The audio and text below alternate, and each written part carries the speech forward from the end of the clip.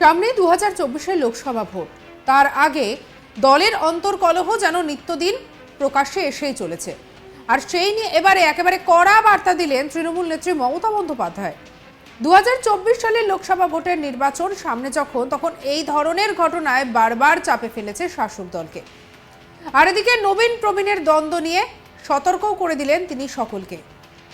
দলের সবাই মুখপাত্র নন, প্রকাশ্যে মুখ খুললে ছেঁটে ফেলা হবে, কার্যত এইভাবেই হুমকি দিয়েছেন তিনি। পশ্চিম মেদিনীপুর জেলার সাংগঠনিক বৈঠকে মমতা বন্দ্যোপাধ্যায় হুঁশিয়ারি দিয়েছেন। আর এবার কি তাহলে দলের সমস্যা মিটবে, সেই প্রশ্নটাও বর্তমানে ঘোরাফেরা করছে। 2024 লোকসভা নির্বাচনের প্রস্তুতি শুরু করে দিল তৃণমূল কংগ্রেস। প্রতিটি জেলাকে নিয়ে আলাদা করে বৈঠক করবে মমতা বন্দ্যোপাধ্যায়। পশ্চিম মেদিনীপুর জেলা দিয়ে শুরু হলো সেই সাংগঠনিক কর্মসূচি। বুধবার কালীঘাটের বাসভবনে বিভিন্ন স্তরের পশ্চিম মেদিনীপুর জেলার নেতৃত্ব সহ একাধিক এমএলএদের সঙ্গে বৈঠক করেন তৃণমূল সুপ্রিমো মমতা বন্দ্যোপাধ্যায়। মূলত দলের প্রতিটি সদস্যকে ঐক্যবদ্ধ থাকার নির্দেশ দিয়েছেন মমতা বন্দ্যোপাধ্যায়। সূত্র মারফত এও জানা যাচ্ছে যে কোনো বিষয়ে কারোর কোনো প্রশ্ন থাকলে দলের আভ্যন্তরীণ গণতন্ত্র রয়েছে, দলের অন্দরে সেই নিয়ে আলোচনা হতেই পারে, কিন্তু কোনো অবস্থাতেই দলের বাইরে এ নিয়ে প্রকাশ্যে মুখ খোলা যাবে না, কোনো বিতর্ক বাঁধানো যাবে না। আর এতে দলের ভাবমূর্তির ক্ষতি হয়। শৃঙ্খলায় শেষ কথা বলে জানিয়ে দিয়েছেন মমতা বন্দ্যোপাধ্যায়।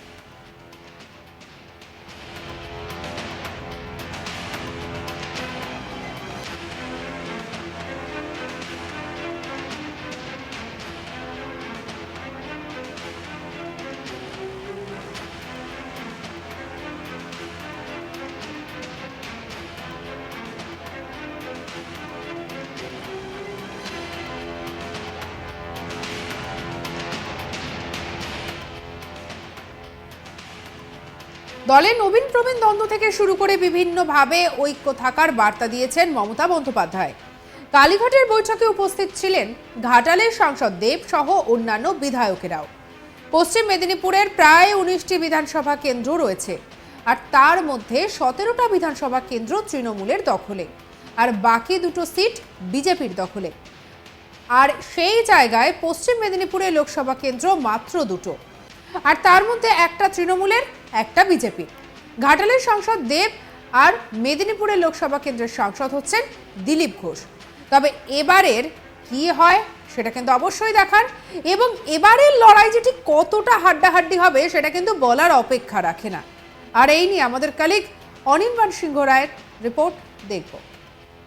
পশ্চিম মেদিনীপুর জেলা নেতৃত্বের মানুষজনই শুধু নয়, তার পাশাপাশি কিন্তু এই যে নির্বাচনের লড়াই, সেই নির্বাচনের লড়াইয়ে কড়া বার্তা দিতে মমতা বন্দ্যোপাধ্যায়ের বাড়িতে, কালীঘাটের যে বাড়ি, সেই বাড়িতে কিন্তু বৈঠক হয়ে গেল। এবং বৈঠকে কি কি উঠে এলো, পশ্চিম মেদিনীপুর মানে সবার আগে আপনাদের বলে রাখি যে পশ্চিম মেদিনীপুর মানেই হলো কিন্তু প্রায় 19টা বিধানসভা কেন্দ্র রয়েছে, এবং তার মধ্যে মাত্র 17টা বিধানসভা কেন্দ্র ইতিমধ্যেই তৃণমূল কংগ্রেসের অধীনে, এবং মাত্র দুটি যে লোকসভা বিধানসভা কেন্দ্র, সেই দুটি কেন্দ্র কিন্তু বিজেপির অধীনে। এবং সেই জায়গায় দাঁড়িয়ে যদি আমি বিধানসভা কেন্দ্র ছাড়ি, যদি আমি লোকসভা কেন্দ্রের কথা বলি, তাহলে এই সবকটি বিধানসভা কেন্দ্র মিলিয়ে কিন্তু দুটি লোকসভা কেন্দ্র বেরোচ্ছে, এবং তার মধ্যে অবশ্যই একটি ঘাটাল, যেই ঘাটালের এমপি কিন্তু দেব, এবং তার পাশাপাশি আরও একটি লোকসভা কেন্দ্র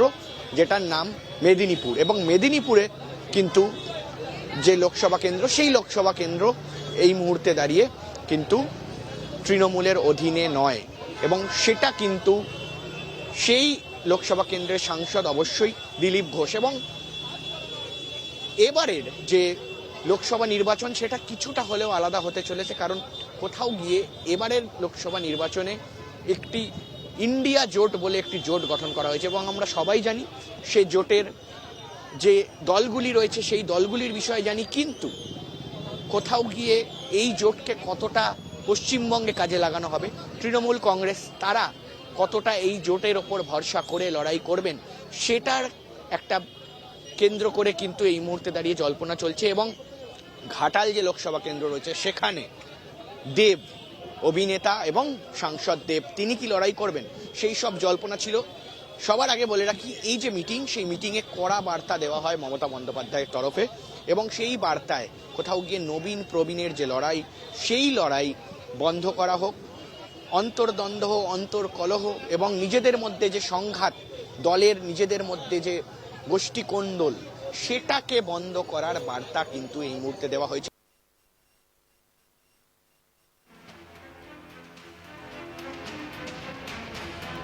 বুধবার মমতা বন্দ্যোপাধ্যায় বৈঠকে জানান, এর পরেও যদি কেউ দল বিরোধী কাজ করেন, প্রকাশ্যে মুখ খোলেন, তার বিরুদ্ধে কড়া ব্যবস্থা নেওয়া হবে, প্রয়োজনে তাকে ছেঁটে ফেলা হবে বলে দিয়েছেন মুখ্যমন্ত্রী মমতা বন্দ্যোপাধ্যায়। আইন শৃঙ্খলা রক্ষায় তিনি যে কড়া মনোভাব নিয়ে এগোচ্ছেন, তাও যেন এদিন একেবারে স্পষ্ট করে দিয়েছেন তিনি। শুধু তাই নয়, দলের রাজ্য স্তরের কয়েকজন মুখপাত্রের ভূমিকায় অসন্তোষের কথা উঠে এসেছে বৈঠকের মধ্যে। কয়েকজনের ভূমিকায় তিনি সন্তুষ্ট নন বলে জানিয়ে দিয়েছেন। কি জানা গেছে এই সম্পর্ক নিয়েও শুনুন।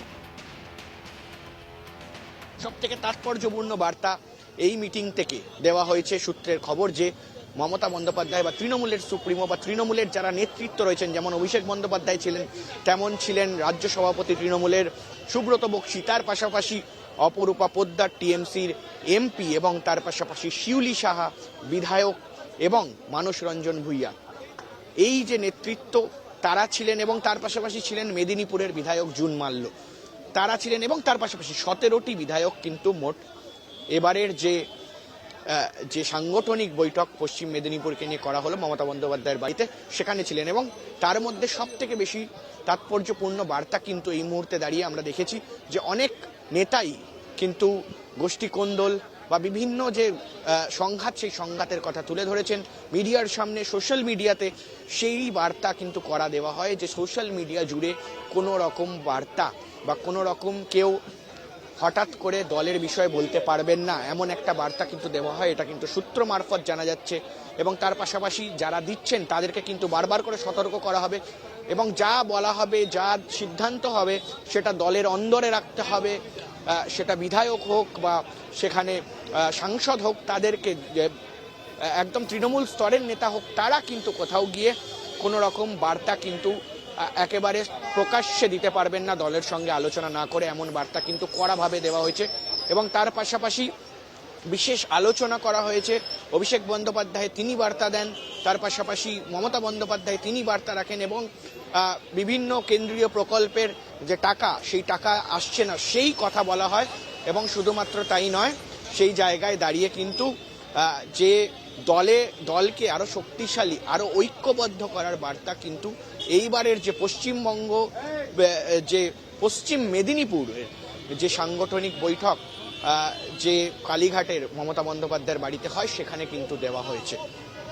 এমন অনেক ধরনের আপডেটস এবং অবশ্যই খবর পেতে চোখ রাখুন আজ তাক বাংলার পর্দায়, এবং সাবস্ক্রাইব করতে ভুলবেন না। ক্যামেরায় প্রসূনের সঙ্গে অনির্বাণ সিংহ রায়, আজ তাক বাংলা, কলকাতা। সব থেকে আপনাদের কি মতামত অবশ্যই জানাতে পারেন কমেন্ট সেকশনে। আর অন্যান্য খবরের জন্য লাইক করুন, শেয়ার করুন, সাবস্ক্রাইব করুন আজ তাক বাংলার ইউটিউব চ্যানেলকে। হোয়াটসঅ্যাপে আমরা রয়েছে, তাই ফলো করে রাখতে ভুলবেন না।